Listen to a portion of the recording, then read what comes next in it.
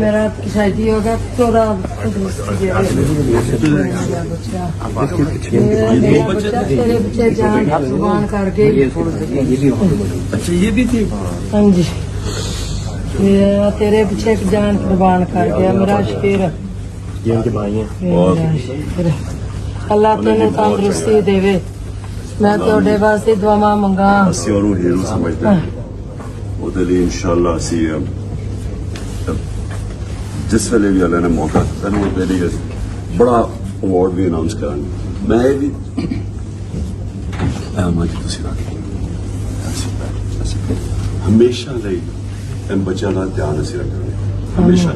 ਆਮੀਨ। ਇਹ ਵੀ ਤੁਸੀਂ ਮੇਰੇ ਬੱਚੇ ਇਹਨਾਂ ਦਾ ਰੱਖੋ ਤੇ ਯਤੀਮਾਂ ਦਾ ਤੇ ਤਾਂ ਨਾ ਇਹਨਾਂ ਦਾ ਹਮੇਸ਼ਾ ਮੇਰਾ ਯਤੀਮਾਂ ਸਾਡੀ ਦਾ ਜ਼ਿੰਮੇਵਾਰੀ ਹੈ। ਮੈਂ ਮੇਰੇ ਯਤੀਮਾਂ ਦਾ ਮੈਂ ਕੀ ਕਰਾਂ ਦੀ ਮੈਂ ਤੇ ਮੁੱਕ ਜਾਂਦੀ ਨਾ ਇਹਨਾਂ ਯਤੀਮਾਂ ਨੂੰ ਵੇਖ ਵੇਖ ਕੇ। ਤੁਸੀਂ ਫਿਕਰ ਨਾ ਕਰੋ ਇਹ ਸਾਡੀ ਜ਼ਿੰਮੇਵਾਰੀ ਹੈ। ਠੀਕ ਹੈ।